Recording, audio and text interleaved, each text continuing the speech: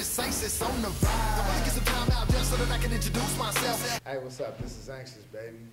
Anxious Ryan on Facebook, Anxious Colorado on Twitter, anxiousbaby.com. Hit me up.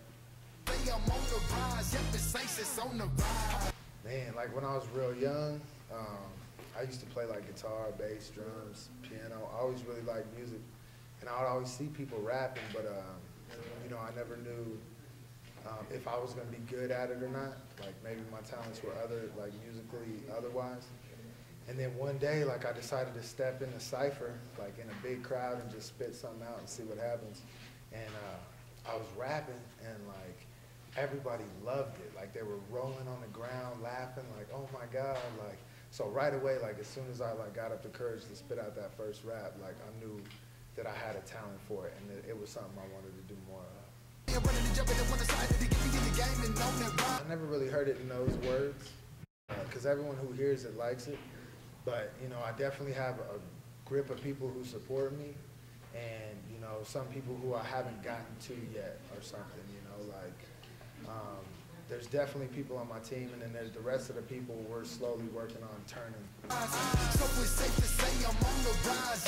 don't even remember, man. I've been anxious for like at least 10 years or something. I had an album come out like 10 years ago when I was in high school, and my name was Anxious. And I don't even know like where it comes from no more. It's been so long. But people still say, like, if they don't know my name or something, they'll be like, this guy's anxious or whatever. He seems anxious or whatever. And like, so it's still right on the money, but I don't know, it just stuck. I love the name, and I'm always gonna keep it. Yep, and I'm rising like weeds. First CD I ever bought? I don't know. I think the first thing I ever bought was like a tape. That was before CDs even came out.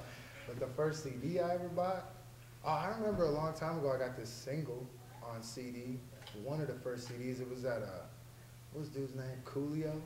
He had a song called Gangster's Paradise.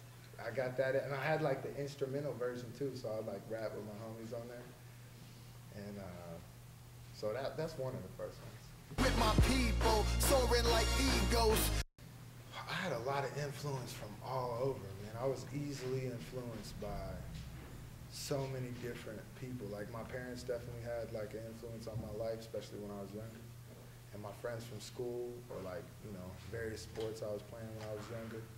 Like I really like wanted to like get information from anywhere I could. So, you know, if I had a question, I'd ask my parents, my friends, and I'd just take it all in. I've always been really really perceptive as to what else is going on around me.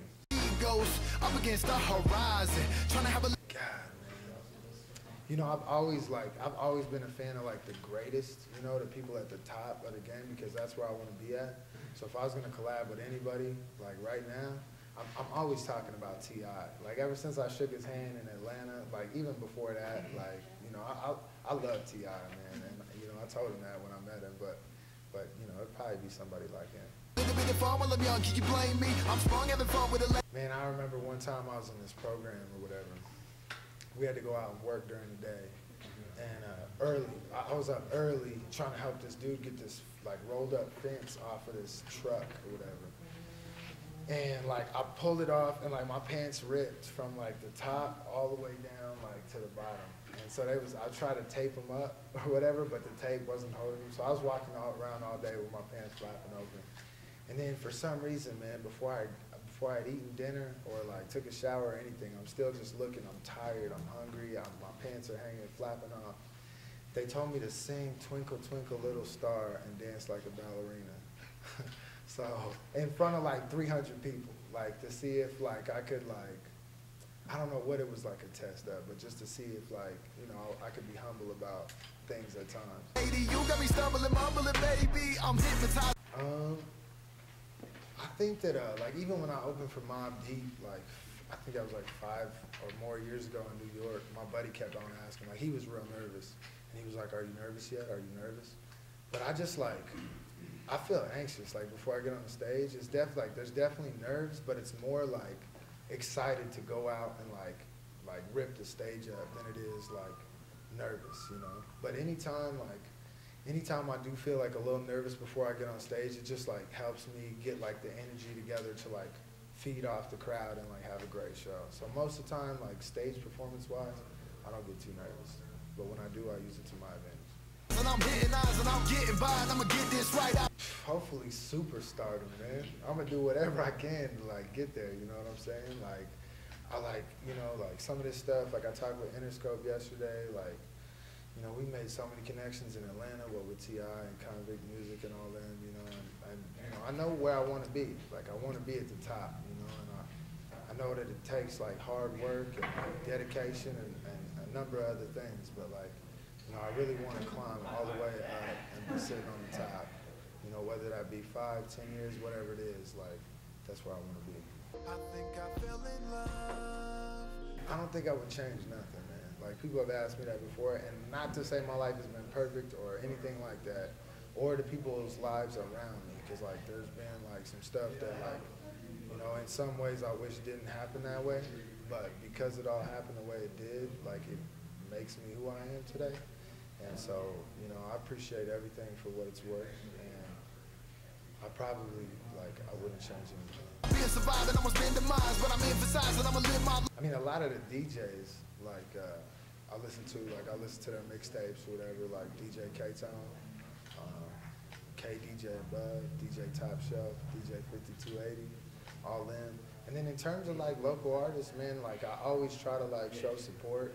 If they're having a show, you know, I'll try to go, or if there's some people with me, just bring everybody, and even sing along with their words in the crowd, you know, anything that I can do to, like, boost the whole music scene in Colorado as a whole, because, you know, I love, like, music, and this is where I'm at, so you find me at the shows all the time.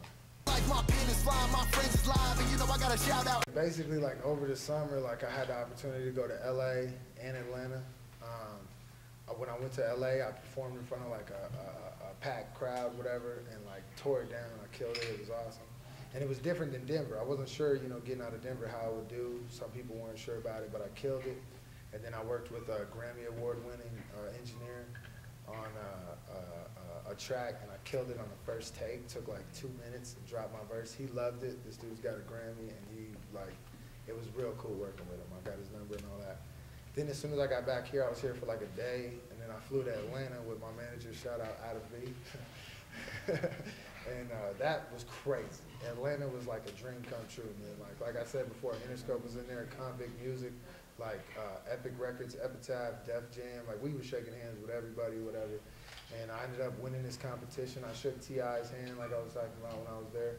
And I won this competition that they're going to feature me in the Source magazine. It's going to come out within the next few months, so be on the lookout for that. I got an article in the Source.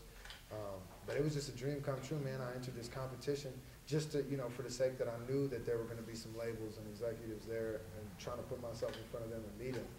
And then, like, the best of all worlds, like, could have happened. I ended up winning the competition. We ended up getting 500 CDs out to real important people. You know, and we've been keeping contact with them all ever since then. My Twitter followers went from 900 to 6,000, like, almost overnight. And, you know, we're just, you know, keep trying to push stuff in that direction. I know there's more, you know, to come, but I'm anxious, you know, for all that. So, milehighmusic.com. You know I got a shout out Adam V, and I think I know why them haters mad at me. Yep, it's Saints on the rise. I wanna get some time out just so that I can introduce myself. Anxious, baby, I do it myself. I've been trying and I'm true to myself, and I've been running the jump and they wanna sign me to get me in the game and on that rise. So it's safe to say I'm on the rise. Yep, it's Saints.